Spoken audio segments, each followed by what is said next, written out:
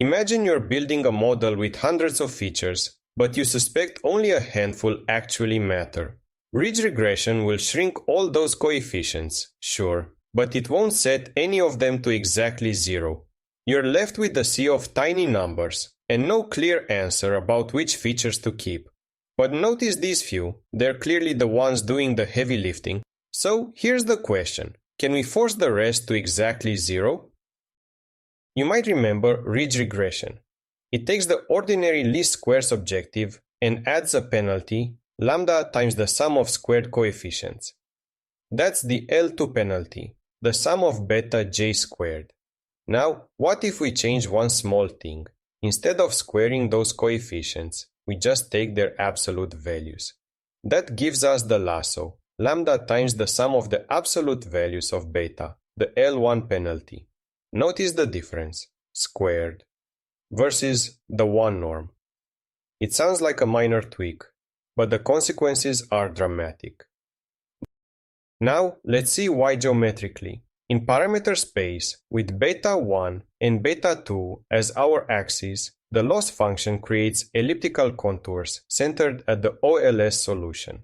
The L1 penalty constrains beta to lie inside a diamond shape, the set where the absolute values of beta 1 plus beta 2 is less than t. And here's what makes the diamond special. It has corners, and those corners sit right on the coordinate axis. When the smallest contour touches the diamond, it almost always hits a corner, and at that corner, beta 2 equals 0. That's the geometry behind feature selection. Let's watch what happens as we increase lambda. Here's the zero line for reference. Each coefficient starts at its OLS value and shrinks linearly towards 0. But unlike ridge, they actually reach 0 and stay there. The weakest feature drops out first, then the next, then the next. By the time lambda is large enough, only the strongest features survive. Feature selection happens automatically. No manual intervention needed. So let's put them side by side.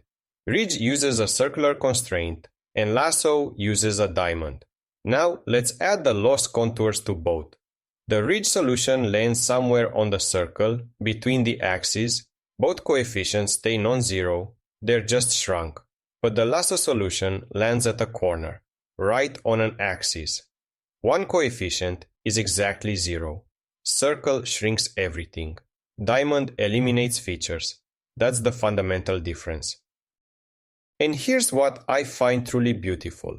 You know that ridge regression is secretly Bayesian. Is the map estimate with a Gaussian prior on the coefficients. Well, Lasso has its own Bayesian interpretation too. If you replace the Gaussian with a Laplace prior, notice that sharp peak at 0, that's what pushes coefficients towards 0 so aggressively. And the map estimate with this Laplace prior gives you exactly the Lasso solution. Lasso regression isn't just a regularization trick. It's Bayesian regression with a Laplace prior.